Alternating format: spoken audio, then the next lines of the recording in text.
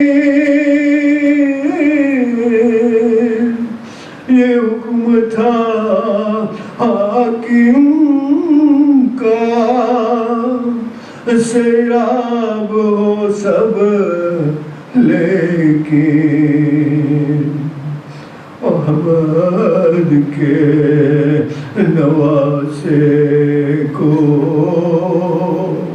پانی نہ دیا جائے۔ اکبر ہمیں تم لے لے، کب خیر سے آؤ گے؟ اکبر ہمیں تم لے لے، کب خیر سے آؤ گے؟ پیغام صغرا کا اب کس کو دیا جائے؟ سب چاک گریباں ماتم بھی کیا جائے۔ باندھا ہے علم میں مشکی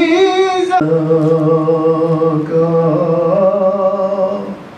زہرا کو دیا جائے۔ بھیا تیری میت پر آئے گی محرم میں، بھیا تیری میت پر آئے گی محرم میں۔ زینب نے کہا سر سے جاتی ریدا جائے، پرسائش شہوالا کا، زہرا کو دیا جائے۔ غربت میں یتیمی کی فریاد کرے کس سے؟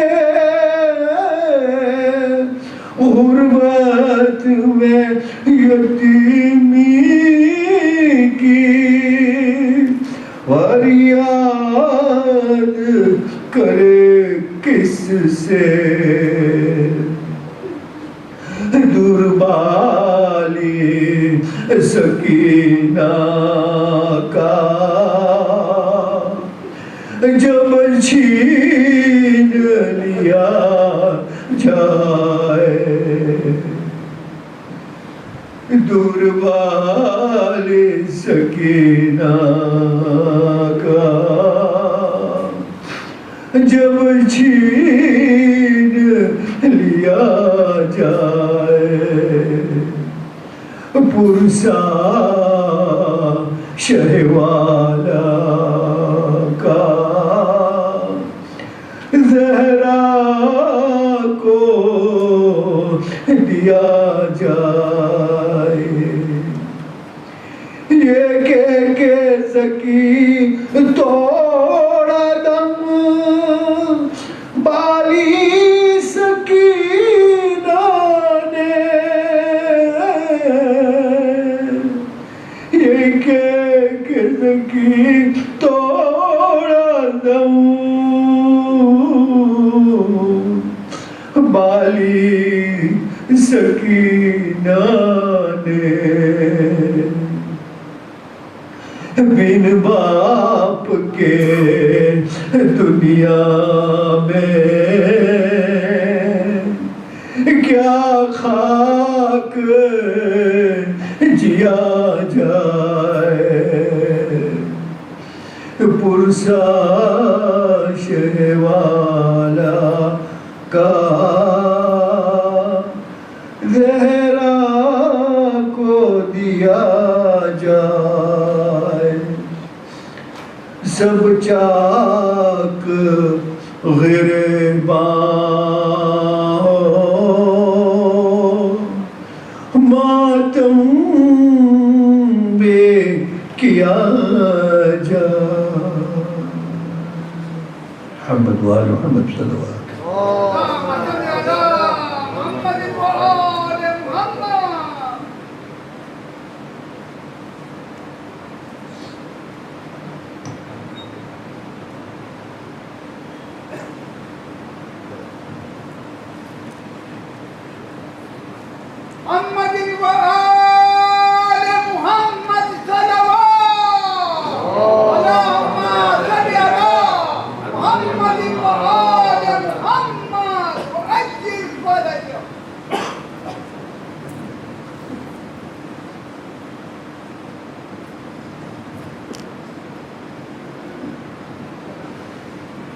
الفاتحة.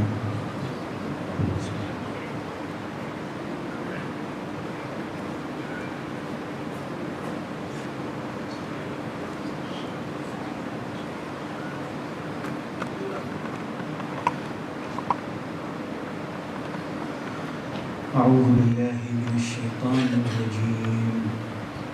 بسم الله الرحمن الرحيم.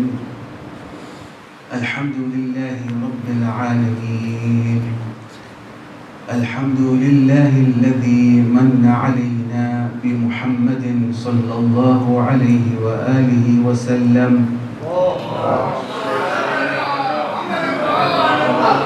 وبأهل بيته الطيبين الطاهرين المعصومين. صلى الله عليك يا أبا عبد الله.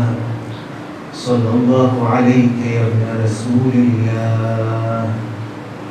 روحي وجسمي وأرواح العالمين لك الفداء يا رحمة الله الواسعة ويا باب نجاة الأمة يا عبرة كل مؤمن ومؤمنة.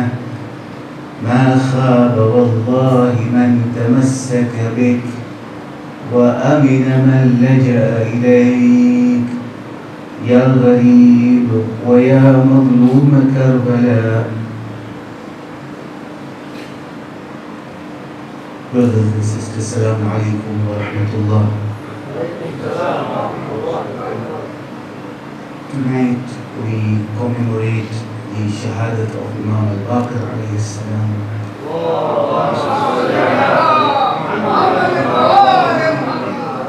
Who was born on the 1st of the holy month of Rajab, 57 AH, and left this ephemeral abode after 57 years, that is 114 AH, on the 7th of Zilhajj. His imamat was for a span of 19 years. And these 19 years were very, very full of barakah and blessings, because it was Imam Al Baqir and Imam Sadiq alayhi salam who spread the religion in a very comprehensive way. So much so that you find that from the riwayat that we have, the most of the riwayat in different aspects of religion, whether it is fiqh, whether it is aqaid, whether it is irfan, whether it is historical importance, whether it is ethics, all these riwayat, if you try to count them, you'll find that most of the riwayat are from Imam Al Baqir and Imam Sadiq alayhi salam. So the period that these imams had were full of barakah. The reason being was that the political situation was not stable, and the Abbasides were fighting against the Umayyads. You'll find so many caliphs came during the time of Imam Al Baqir alayhi salam. And many caliphs came about, and obviously he was poisoned by the last of the caliphs. And then we find that the Abbasids came about, and so Hisham ibn Hakam is the one who poisoned him. Obviously there are different narratives about who really poisoned him. It was something, his historical records say it was something very malmuz, something which is hidden, no one knew, for purposes that they knew that it was not right.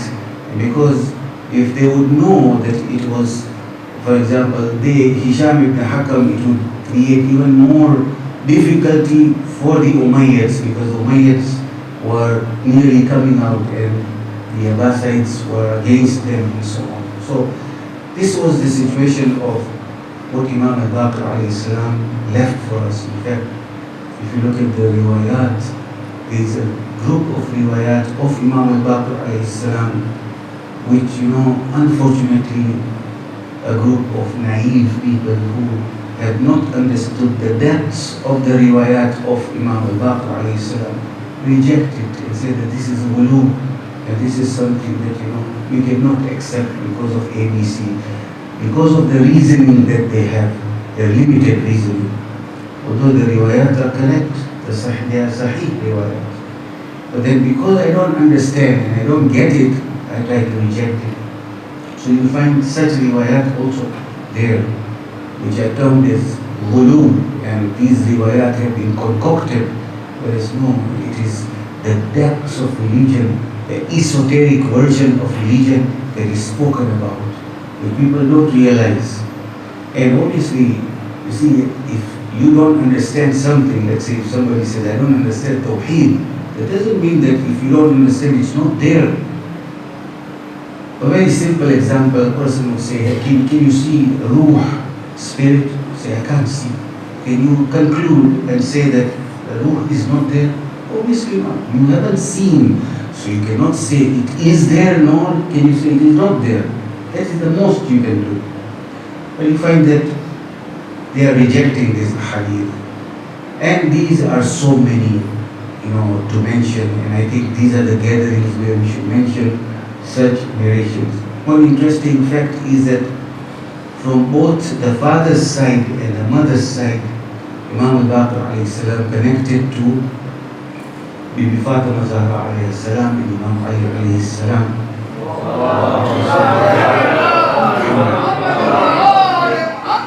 In current terms, we call such Sadat as Tabatabai, that from the mother's side and from the father's side, if they are Sayyids and they go to Bibi Fatima and Imam Ali alayhi salam. Here you find that the mother was Fatima bint al-Hasan, the mother of Imam Al Baqir alayhi salam.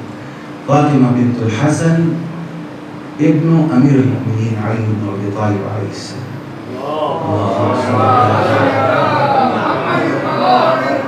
And from the father's side, Imam Zainal Abidin alayhi salam, and then it goes to the same lineage to Imam Ali alayhi salam. So this is one of the facts.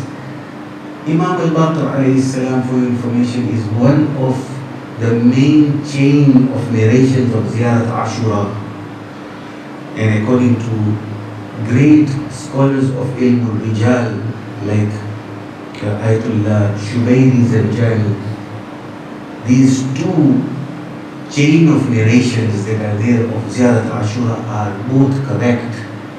And then it's interesting, he says that apart from these being correct, he said there is a history of scholars who have been connected to the higher realms, and from also ghaib they have come to understand that these are veracious and correct. They are not concocted just because La'an is mentioned. Quran also mentions La'an. Allah is doing La'an in the Quran. He says even the believers are doing La'an. La'an is not something which is wrong. La'an also has its meaning, that it is a prayer of ib'ad anillah azza wa jalla. It's not a swearing word that trying to tease a person or vilify a person. It's not like that. So anyway, this is another point that is worthy of mention. And during the Karbala event, Imam Al Baqir alayhi salam, who was of the age of 4 years. And in one hadith, he said, I remember what transpired in the plains of Karbala. So, totally you find that the lifespan of Imam was 57 years, 19 years was his tenure and period of Imamah. A very important thing that I want to mention today, and it is actually a continuation of what I started in my previous session in the Masik Majlis, if you remember. And I tried to say that the purpose of the human being is to come to a level of perfection, and that the human being can be four kinds of people. You know, one is a human Satan, and we gave examples for that. That how Imam Ali alayhi salam actually calls Muawiyah as Shaitan. He says the way in the Quran it is said Shaitan tries to attack you from forward and backward and right and left. Muawiyah is also like that. He talks to Ziyarat bin Abi, the father of Ibn Ziyad. When the father of Ibn Ziyad is placed as one of the governors in one of the cities of Iran. So beware of Muawiyah and his schemes and machinations. So we give example for that. Then another transformation a human being can become would be a human predator. If you look at Ziyarat Nahiya Muqaddasa, you will find that the expression used by the 12th Holy Imam Ajalallahu Farajahu Sharif,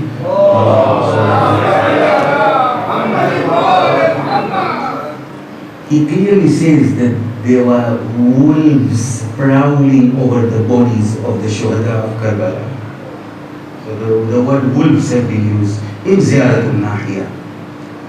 So this actually shows that their inner reality had been metamorphosed and had been changed, had become maskh, but this is maskh malakuti, not maskh mulki.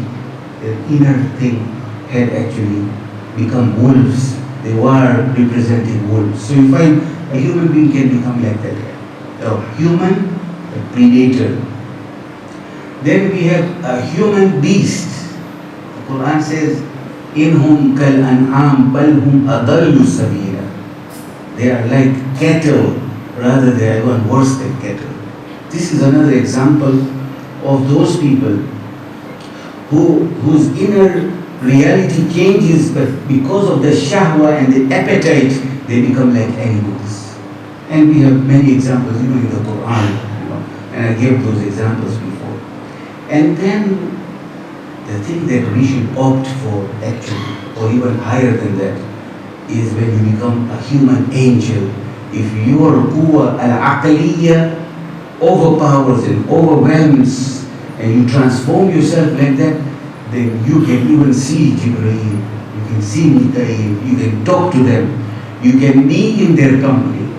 And I gave you an example, a very beautiful example given by some Ahlul Ma'rifah, that Nabi Idris, ala Nabiyyina wa alihi alayhi salam, he, because of spiritual exercises, came to a level whereby he could see the angels and he would be with the angels. For 16 years he did not eat or drink or do any physical activity because his ruh was with the angels and he was with them. He never even slept. So this is because of the spiritual mortifications and where a person becomes very powerful. But the human being can even go higher than that. Inda malikin muqtadir, the Quran says, fi maq'adi sidqin inda malikin muqtadir. I tend to remember something very beautiful. I was studying the 9th volume of Asfar of Mullah Sadra with one very powerful teacher known as Ayatollah Ansari Shirazi. And when I was asking him a question, he said something very important. He says, you know those إِنَّ الْمُتَّقِينَ فِي جَنَّاتٍ وَنَهَرٍ. Allah subhanahu wa ta'ala says that muttaqeen will be in gardens and rivers. Okay? They will be, besides these, they will be in gardens and near the rivers. And then he says, في مقعد صدق عند مليك مقتدر. He says this first thing that you see is in barzakh. But ما في مقعد صدق عند مليك مقتدر, for these same muttaqeen is in that level which you cannot comprehend with a higher level. That is in the alam al-aql, and that alam al-aql is this yawm al-qiyamah that we are talking about. So a human being can come to that level which is really of a level which is beyond eating and drinking and having relations with the opposite gender and all these things, and being at a place of repose and all these things. These are because we have the physical body. Just think, if we don't have the physical body, but we have a metaphysical reality. Because bodies are of multiple levels. This is a subject in itself which I don't want to go into detail, but this is what we have to opt for. That our intellect controls the other three faculties of imagination, which can take us to be a shaitan for deception, and the faculty of intellect, the faculty of appetite, which can make us a person who is after food and mating and all these things, and the faculty of anger, which can make us a sabo, a predator, as we mentioned, that these wolves were prowling over the bodies of the Shahadat of Khalfan. This is there in Ziyarat al-Nahiya. But we are told that this is what this should be what your endeavor should be. But not only should we opt for being an intellect which is mujassam, an embodiment of intellect, but rather higher than that. That is our maqam.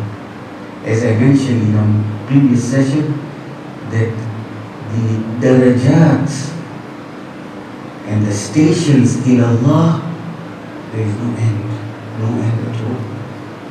However high you go, because you cannot become infinite.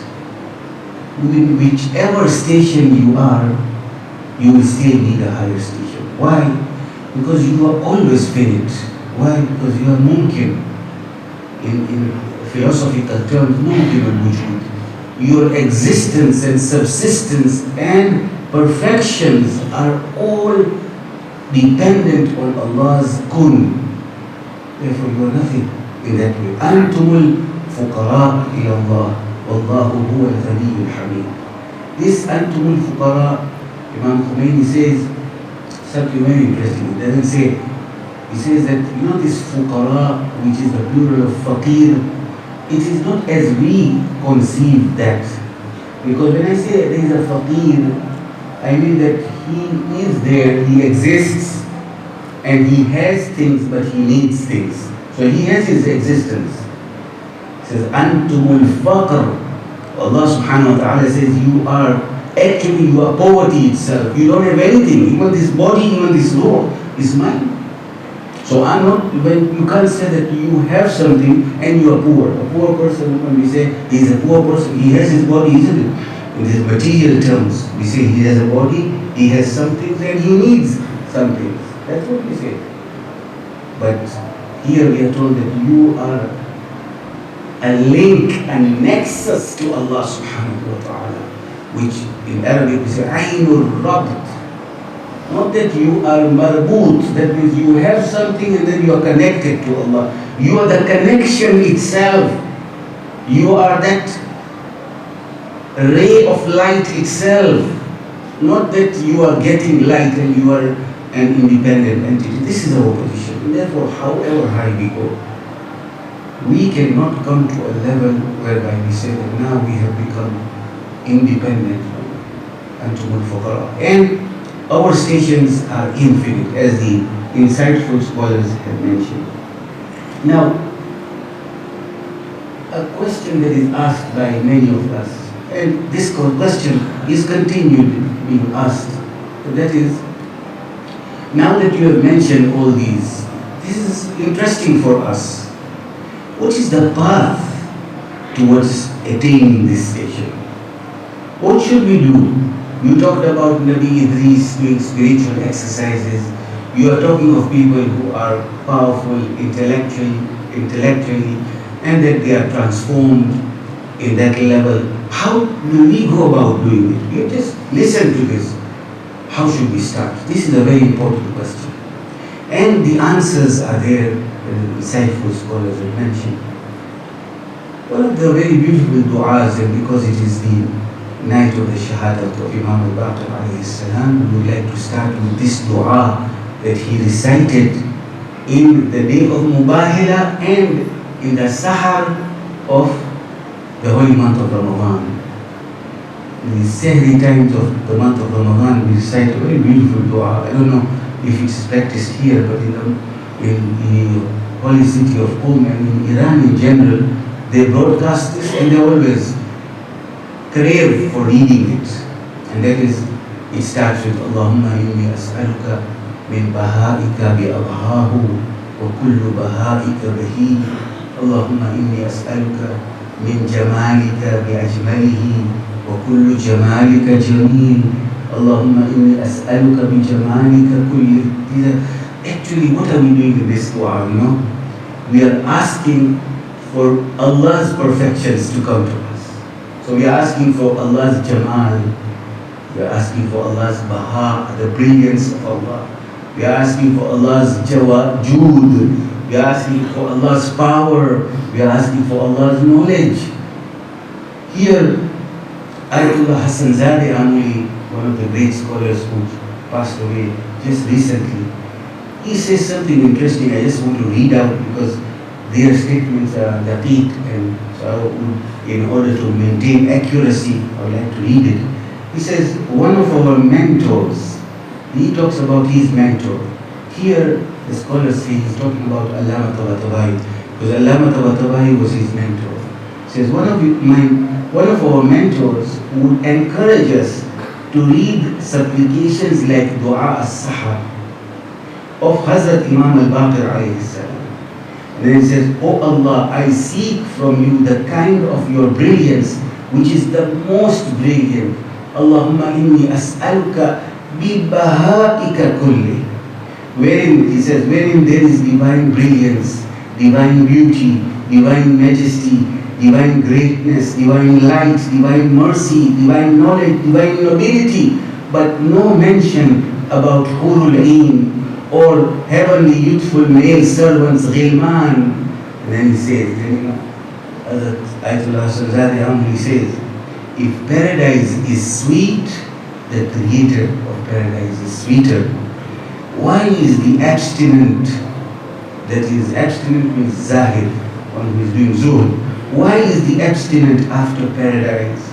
Why is he oblivious of the creator of paradise? So here actually he would like to say that, you know, oh human being, you can come to a level of what Imam Al Baqir alayhi salam would like us to come to. Because you know, how many of us, when we recite this, we really ask Imam, we really ask Allah that we want your attributes. We don't have this in our mind. So this is a good dua, let's recite it. And we recite the dua. And we enjoy reciting the dua. The way we recite dua Jawshan al-Kabir also. But have we realized that the human being has a potential to actually become Asma'ullah al-Husna? The way we have this hadith of Imam Ali ibn Abi Talib alayhi salam,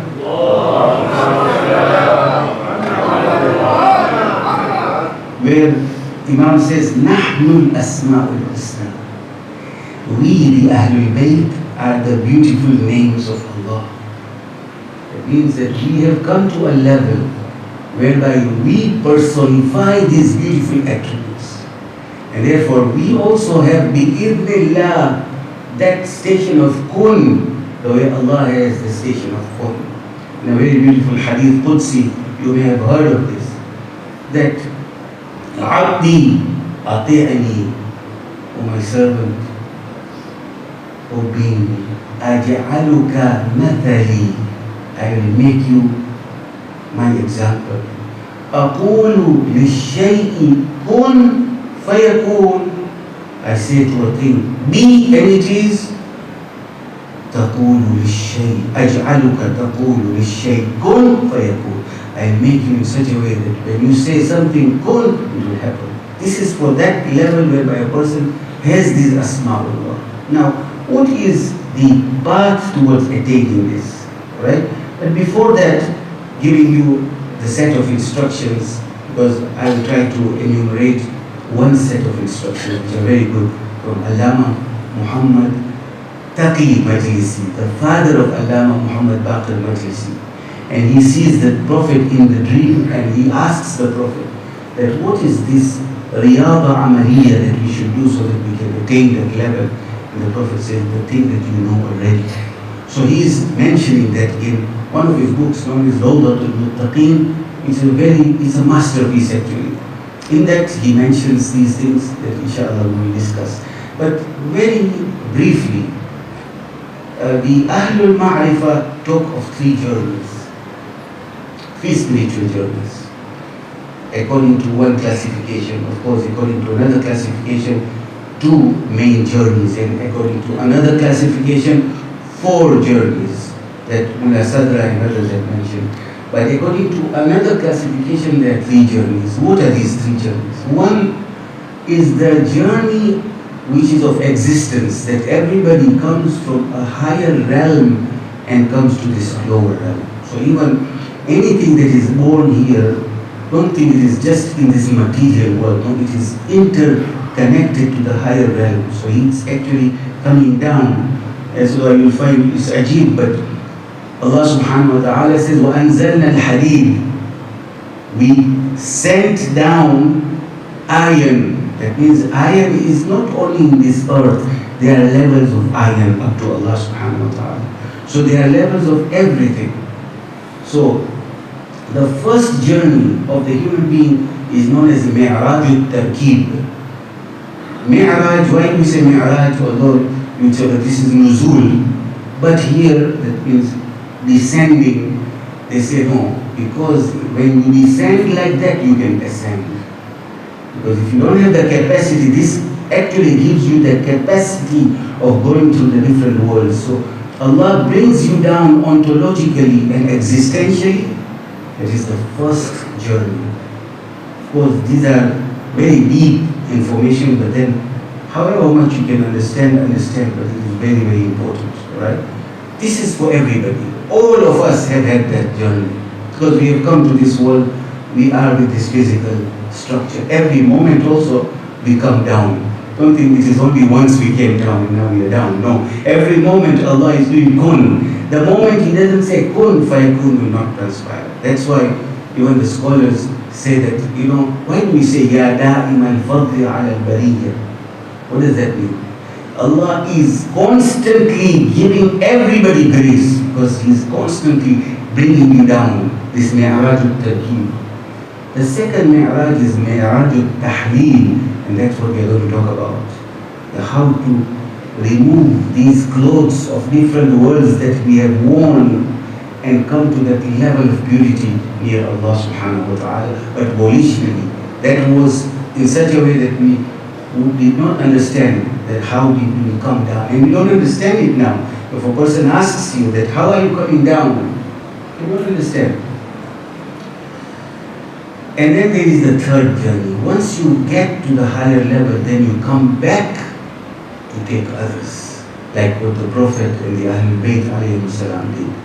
So you find that the Prophet and the Ahlul Bayt had already gone through all these journeys. That is known as Mi'rajul Awd. The first one that comes down as an ontological reality is known as Mi'rajul Tarkib. That is Mi'raj of composition. The second is Mi'raj al-Tahleel, the Mi'raj of decomposition. And the third is Mi'raj al-Awd, the Mi'raj of return, of making others go towards this path. Recite the salawat, please.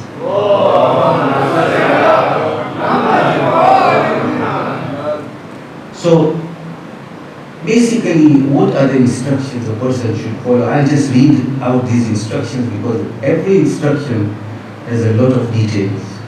And all of you would be interested in these details, but we have less time. And I would not wait for another opportunity because these are important things in life. Everybody asks, okay, after a certain span of time we leave this world, but our hands are empty. Yes, we may have left a very big balance at home, bank balance at home, and a lot of things for our children, but that is all. And our amal are limited. How can we come to a level whereby even before we leave this world, we see our station in the higher levels, in paradise and so on?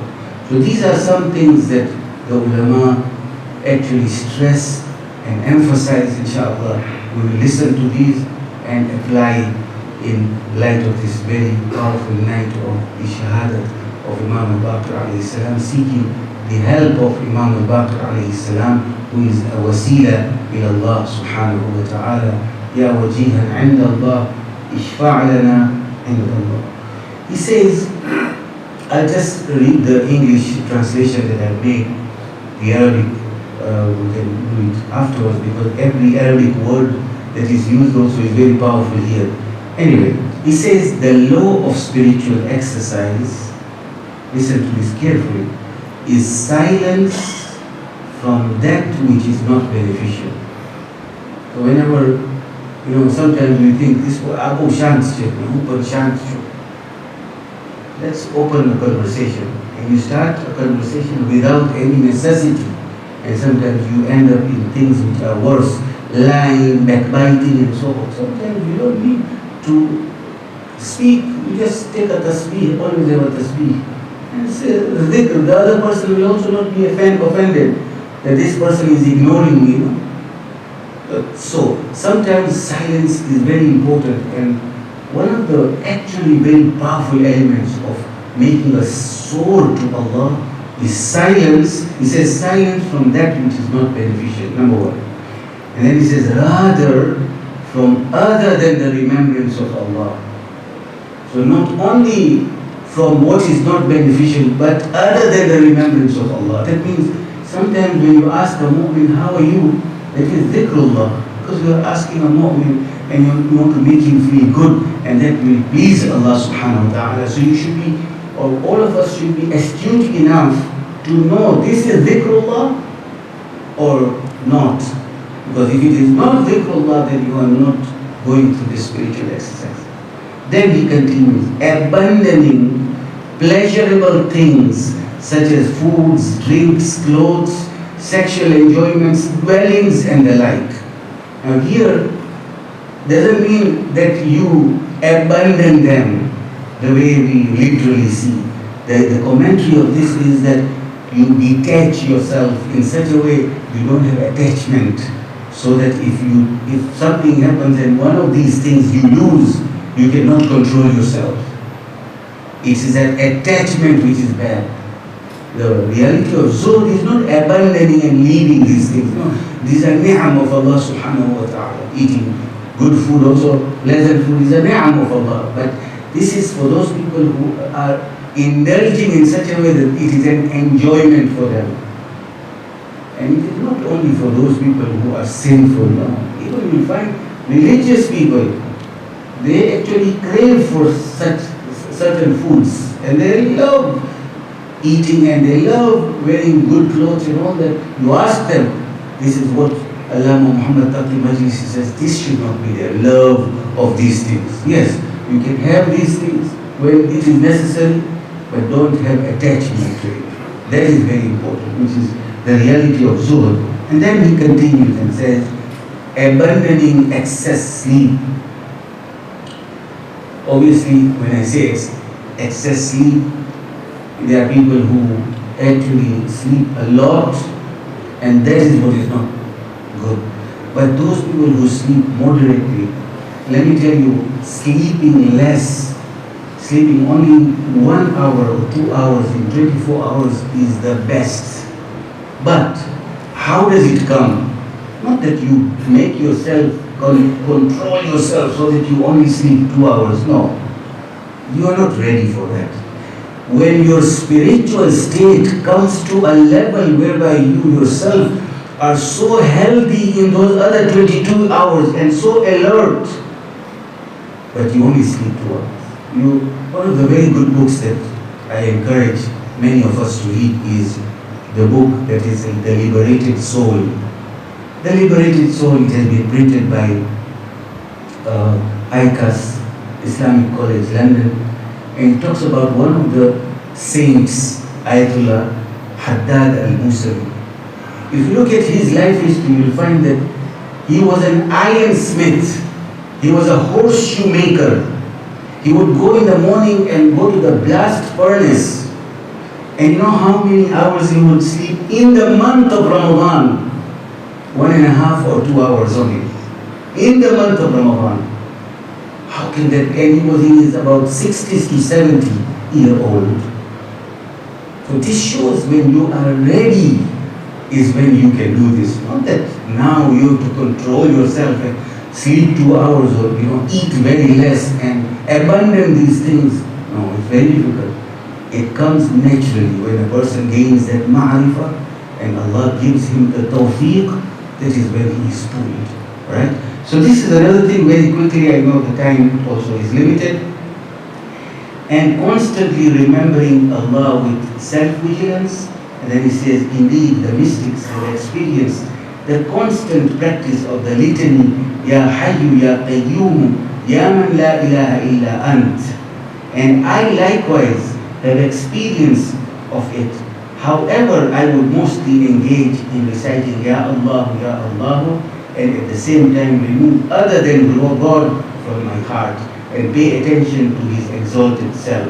Then it says, that which is of fundamental importance is to remember God with muraqabah, self-vigilance. The rest of the actions are not equal to the remembrance of God. To constantly observe what has been said for 40 days would become a cause for Allah to open into the heart of one who practices it the lights of His wisdom. You know the hadith that Man akhlasa lillahi arba'ina sabahan jarat yanabi' al-hikma min qalbihi ala lisanihi. That one who observes ikhlas for 40 days, Allah subhanahu wa ta'ala will actually make well springs of wisdom come from his heart to his tongue. He's talking about that. But as I said, this itself, these 40 days, is not now that we should start. No, it will take some time. When we have habituated ourselves with this riyada and slowly. And then Ajib is this, that he says that he had about 100,000 students. And not even one could practice these things. They became ulama, they became scholars, they became learned. But this is a path that Allah chooses. That yes, I want this one, I want that one. And even the mentor, the spiritual mentor who takes you towards the path also comes to you. Many times we go after a teacher and a spiritual mentor. But here Ayatollah Hassan Zadeh Amuli says that the way sometimes you find a chick or a chicken or a hen trying to find seeds from beneath clay. You would be surprised, how did it get this seed? But it knows that similarly, these spiritual masters try to find you wherever you are, whether you are in Mombasa, whether you are in London, whether you are in Iran, but they find you because you are ready. Because Allah subhanahu wa ta'ala's rain is always there. It's only our containers which are not ready. So we should pray to Allah subhanahu wa ta'ala بحق Imam Al Baqir alayhi salam, who actually was known as Baqir ulum al-awwalin wal-akhirin, because he would split the knowledge and give the core of what is known. And that is what we should aspire for. And this is how we can gain slowly and gradually. Recite as well.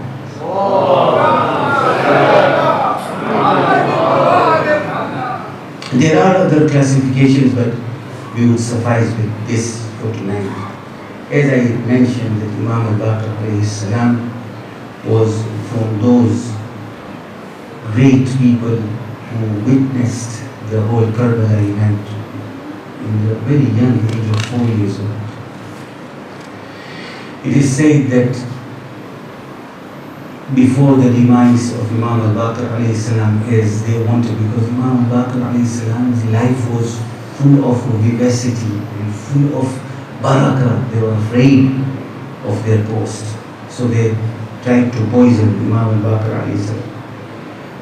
The situation was so tense, as I said, that in the riwayat, as I was studying the riwayat, I came to realize that there is no definite person mentioned that this is the one who actually gave orders for poisoning. But we can guess that it was Hisham ibn Hakam, because he was the head, he was the president, he was the governor at that time. So, the one who poisoned him, what he did is that he colored the saddle of the horse of Imam full of poison. And that horse was brought to Imam and he was told to sit. And when Imam sat, this poison penetrated throughout his leg. And for 3 days, Imam suffered and he left this world. But before leaving this world, Imam had his pieces of Khalfan ready. He gave to Imam As-Sadiq alayhi salam. And he said, I would like to be buried near my father, Imam Zainul Abidin alayhi salam, and my grandfather, Imam Al-Hasan. And that is what happened, and he was buried in a very respectable way. But this transports us to the tragedy of Karbala. When Imam Al-Hussein alayhi salam was martyred in a very heinous way. And the horses who came over him and trampled his body. And he lost his dear ones, and his family members also were paraded, and he knew what was going to transpire.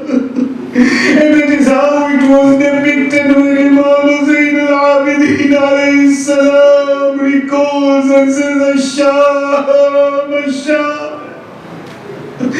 One of the most difficult instances was when he lost Ali al-Asghar. So much so that he threw the blood off towards the sky and he did not return. It is said that the Imam had not even finished speaking when he brought Ali Asghar, when on the orders of Umar ibn Sa'ad, Harmala made the thirsty throat of Ali ibn Asghar a target of his 3-headed arrow. The neck of the child was torn from one ear to the other. Then Al-Hussein began receiving the spilled blood until his palm was filled with blood, and he threw the skin towards the sky. He says, فَكَانَ لِلْمُصِيبَةِ عَلِيٍّ الْأَصْغَرِ أَثَرٌ عَظِيمٌ فِي قَلْبِ الْحُسَيْنِ. Indeed, the calamity of the loss of Ali Asghar had a deep effect in the heart of Imam Al-Hussein alayhi salam. At one point when Hazrat Sakina Salamullah alayha came near the body of Imam Al-Hussein alayhi salam after Imam was martyred, she heard a poetry that we now and again recite. And he says that Shi'ati ma in sharibtum ma admin fadhkuruni. Oh my Shi'as, when you drink sweet water, remember me. Aw sami'tum bi ghareebin aw shadidin fandubuni. Or if you hear about a stranger or a martyr, then lament on me. Wa ana as-sibtu alladhi min ghayri jurmin qataluni. I am the grandson whom they killed without any offense. وبجرد الخيل بعد القتل عمدا سحقوني. And after killing me, they trampled over me with the feet of their horses. ليتكم في يوم عاشوراء جميعا تنظروني. I wish all of you were there on Ashura Day seeing me. كيف أستسقي طفلي فأبوا أن يرحموني. How am I seeking water for my young child, but they refuse to have mercy on me? ألا لعنة الله على القوم الظالمين وسيعلم الذين ظلموا أي منقلب ينقلبون إنا لله وإنا إليه راجعون.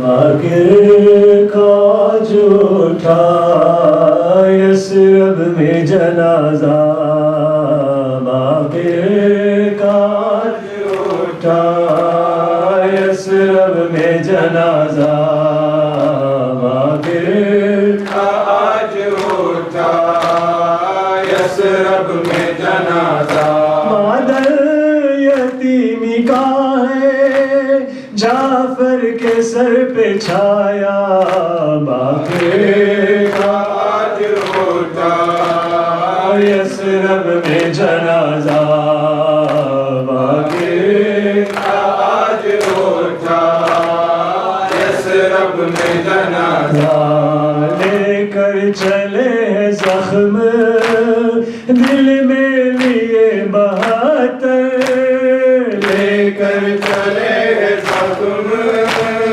دل میں لیے 72، دیکھا ہے کم سنی میں منظر جو کربلا کا، باقر کا جھوٹا یثرب میں جنازہ، باقر کا جھوٹا یثرب میں جنازہ، کرتے تھے یاد رو کر اصغر کی ماں کو باقر، کرتے تھے یاد رو کر اصغر کی ماں کو باقر، کربل کے بعد پایا پانی نہ کوئی سایہ، باقر کا جھوٹا یثرب میں جنازہ، باقر کا جھوٹا یثرب میں جنازہ، لمحہ تھا حشر کا وہ جب باپ اور بیٹا، لمحہ تھا حشر کا وہ جب باپ اور بیٹا مل کر بنا رہے تھے ہائے تربت سکینہ، باقر کا جھوٹا یثرب میں جنازہ، باقر کا جھوٹا یثرب میں جنازہ، ایک پل نہ چین پایا باقر نے زندگی میں، ایک پل نہ چین پایا باقر نے زندگی میں، 40 سال بابا کو خون روتے دیکھا، باقر کا جھوٹا یثرب میں جنازہ، باقر کا جھوٹا یثرب میں جنازہ، مولا ملا ہے تم کو تابوت بھی کفن بھی، مولا ملا ہے تم کو تابوت بھی کفن بھی، بے غسل بے کفن تھا مقتل میں شیخ لاشا، باقر کا جھوٹا یثرب میں جنازہ، باقر کا جھوٹا یثرب میں جنازہ، رکتے نہیں ہیں آنسو مولا کے وقت آخر، رکتے نہیں ہیں آنسو مولا کے وقت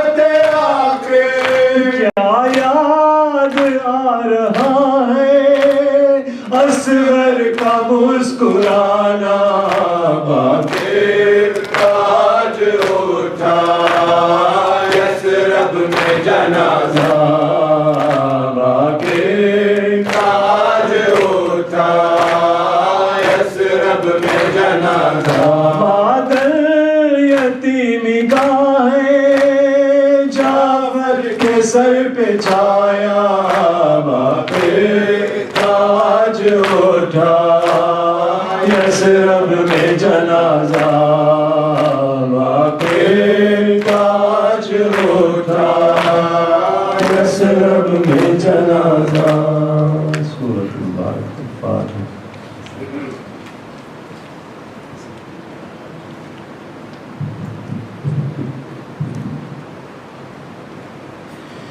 السلام عليك يا رسول الله، السلام عليك يا أمير المؤمنين، السلام عليك يا فاطمة الزهراء سيدتي نساء العالمين، السلام عليك يا حسن المجتبى، السلام عليك يا أبا عبد الله وعلى الأرواح التي حلت بفنائك وأناقت برحلك، عليكم مني جميعا سلام الله أبدا ما بقيت وبقي الليل والنهار، ولا جعله الله آخر العهد مني لزيارتكم. السلام على الحسين وعلى علي بن الحسين وعلى أولاد الحسين وعلى أصحاب الحسين وعلى أخيك أبو الفضل العباس وأختيك زينب وأم كلثوم وبنتك سكينة جميعا ورحمة الله وبركاته.